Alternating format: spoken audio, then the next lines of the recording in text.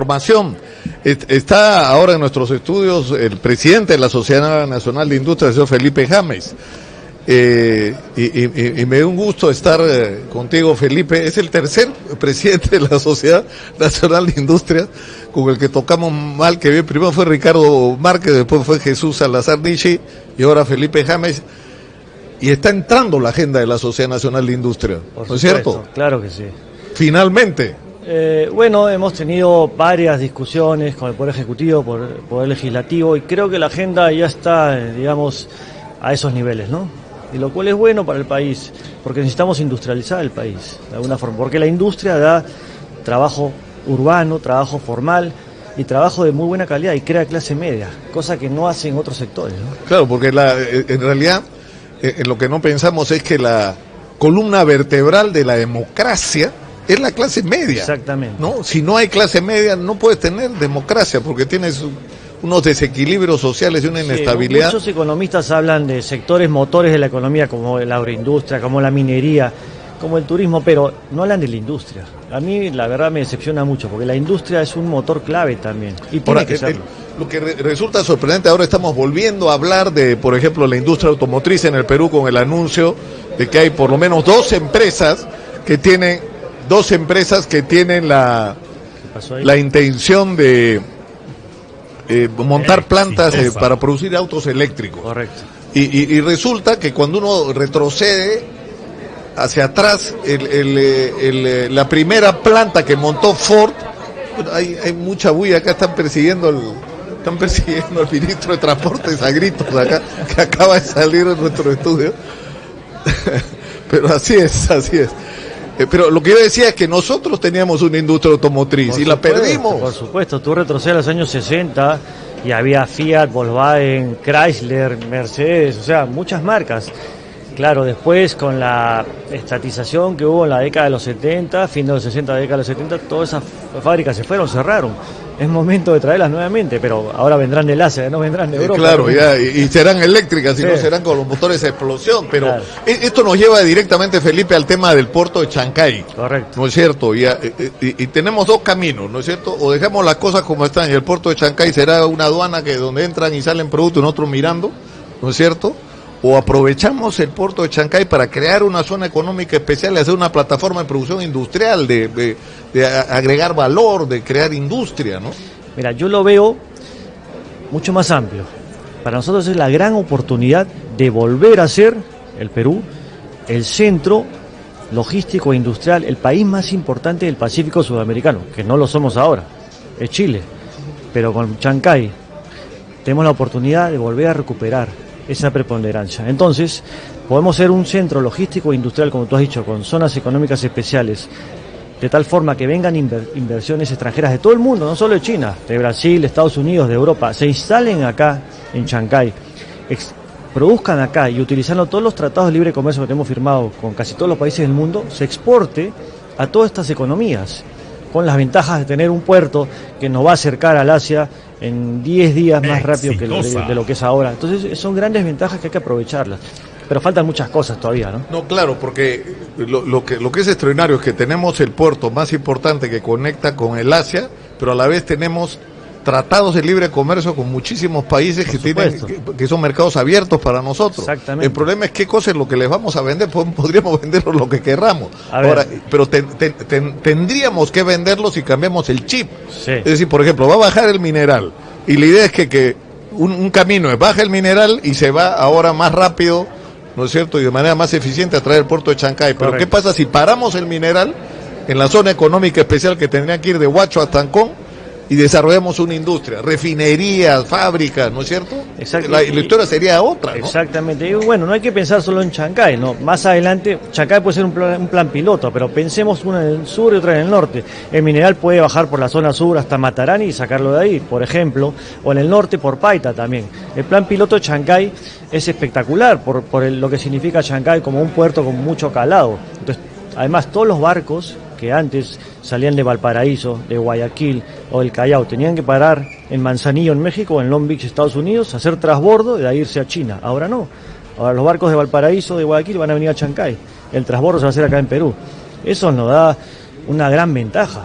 Entonces los barcos peruanos salen directamente. Ahora, acabamos de hablar con el ministro de Transportes y él dice que hay dos temas, el tamaño que debe tener la zona económica especial y el tema de los impuestos. Ya. Es decir, si los primeros años el impuesto debería ser 0%, el impuesto a la renta, ¿Y qué te estamos dijo el hablando. ministro? Y ahí se arma una bronca. ¿Pero qué te dijo el ministro? Bueno, yo entiendo por lo que ha dicho el ministro, porque ayer también lo dijo el ministro de Inclusión, de Desarrollo e Inclusión, que debería ser 0, pues el ministro de Economía dice que no, que los primeros años debería ser por lo menos 5. Pero es un ministro entre 18 ministros, ¿no? Entonces, yo creo que en el gabinete prácticamente hay unanimidad que tiene que ser 0, ¿no? Tiene que ser 0. ¿Qué pasa? Ahora, ¿qué hay? Hay arena, no hay nada. Hay que atraer inversiones. ¿Cómo las atraemos? El tema es, hay que pensar a largo plazo, no a corto plazo. Creo que el ministro de Economía está pensando a corto plazo. Tiene una mentalidad recaudadora nada más, pero hay que pensar a largo plazo. Hay que traerlos acá. Una vez que los traes acá, se instalan acá, ya no se van a ir. Después les subiremos el impuesto, pero primero que se instalen. Entonces, claro, primero que vengan. Primero que vengan, claro. Ahora, el tema es que yo empecé a escuchar la cantidad de propuestas, por ejemplo, esto de la industria automotriz, la gente que quiere hacer refinerías, claro. ¿No es cierto? Una refinería de oro, que además parece que lo que están pensando es una enorme refinería de oro, ¿no es cierto? De cobre y de otros minerales.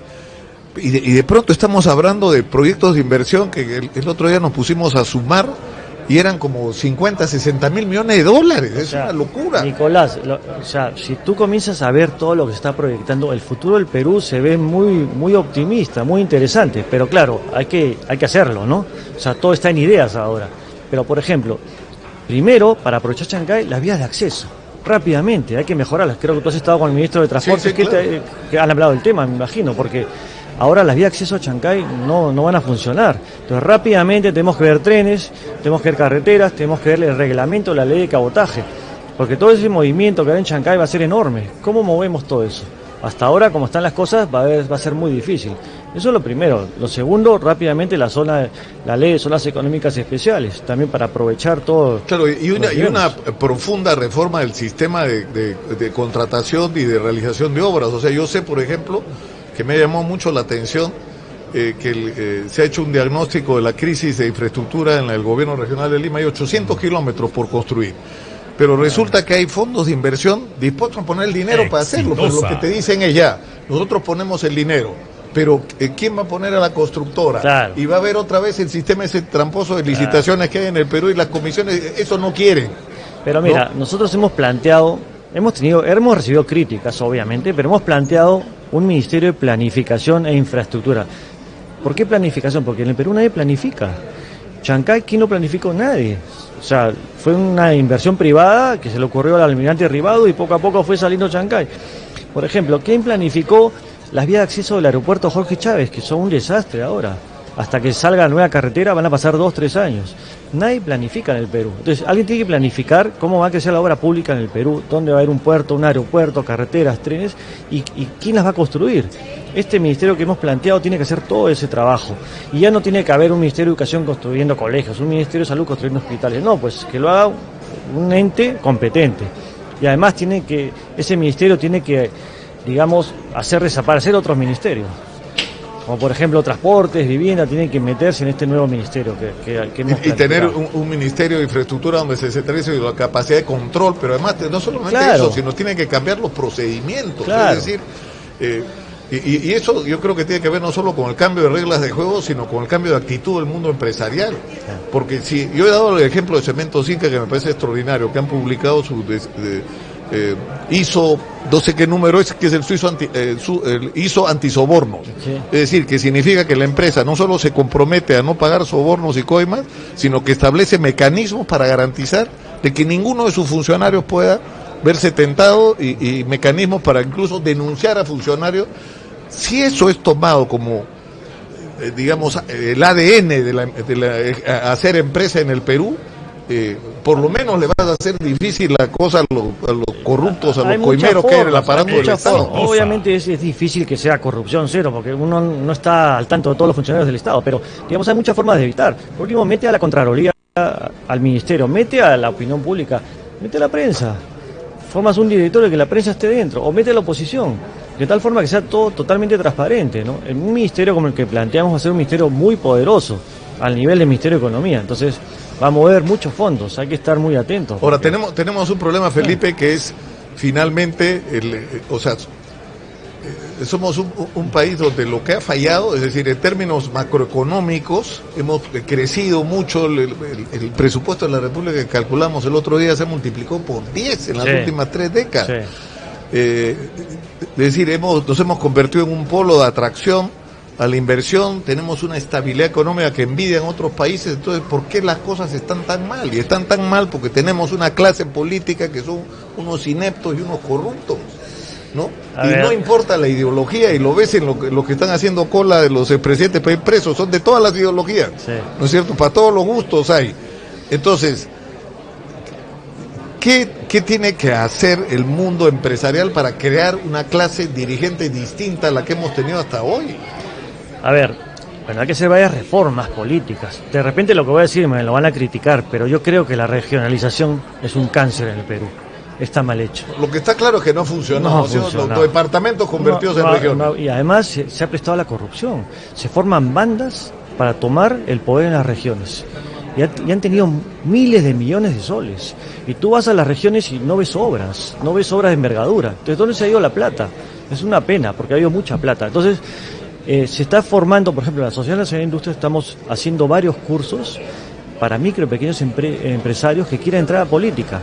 Nos está ayudando la Fundación Konrad Adenauer alemana para dictar cursos para, digamos, enseñarles finanzas, enseñarles temas de economía política, porque creemos que tiene que haber más participación empresarial en la política y queremos que los partidos también tomen a empresarios en sus listas, ¿no?, para el siguiente congreso. Es importante tener representación ahí, porque al final de cuentas son los que van a entender las cosas que pedimos como empresarios, ¿no? Y no estar siempre dependiendo de políticos que de repente no entienden todo lo que necesitamos para hacer porque además se ha degradado de una manera. Yo tuve una experiencia personal extraordinaria que fue trabajar en la Asamblea Constituyente que presidió Víctor Raúl Haya de la Torre. Y participar en esos debates, o sea, escuchar el nivel de la discusión, era algo pues enriquecedor. Tú salías mejor persona. Pero mira, el nivel de políticos, que había en esa época, pues claro. ¿No? Y de todos los sectores, es decir. Por eso, claro, la reforma política hay que hacerla. Ahora ves la sesión del Congreso y te da vergüenza, ¿no? Era otro nivel. Yo me acuerdo, era muy chico en esa época, pero me acuerdo de esas discusiones y el nivel de políticos que había. Era otra cosa, otro nivel. Por eso hay que hacer una reforma política para que los partidos se fortalezcan. Ahora, digamos, tú sabes cómo son los partidos, son cascarones prácticamente, de un caudillo, y van entrando ahí en las listas, no sé cómo entran, la verdad. Pero... Ahora, el tema, yo estuve insistiendo, porque esto lo conversé con Ricardo Márquez, con Jesús Salazar, sobre la necesidad de hacer un gran plan para el Perú.